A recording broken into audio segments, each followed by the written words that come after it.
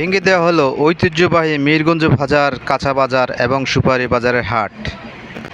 আপনারা কিছুদিন আগেও দেখছেন এখানে মাছ, তরকারি এবং অন্যান্য শাকসবজির বাজার, কিন্তু এখন খোলা মাঠ, নেই কোনো পাইকার, নেই কোনো বিক্রেতা। কেন, কী কারণে ভেঙে দেওয়া হলো মিরগঞ্জ বাজার ঐতিহ্যবাহী?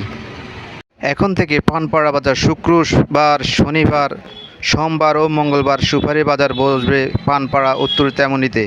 তাই সকল পাইকার ভাইরা আপনারা শুক্রবার, শনিবার, সোমবার এবং মঙ্গলবার পানপাড়া তেমনিতে চলে আসবেন সুপারির বাজার করার জন্য।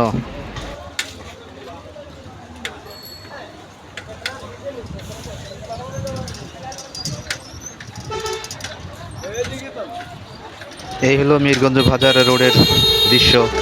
শুধু হাহাকার করতেছে, নেই কোনো পাইকার, নেই কোনো কাস্টমার, নেই কোনো সুপারির হাট, নেই কোনো সুপারির পাইকারেরা। শুধু খোলা মাঠ আর শুধু রোডের মধ্যে দেখতেছেন কিছু নাই, দুই একটা মাত্র এদিক ওদিক আছে, এছাড়া আর কিছু নাই।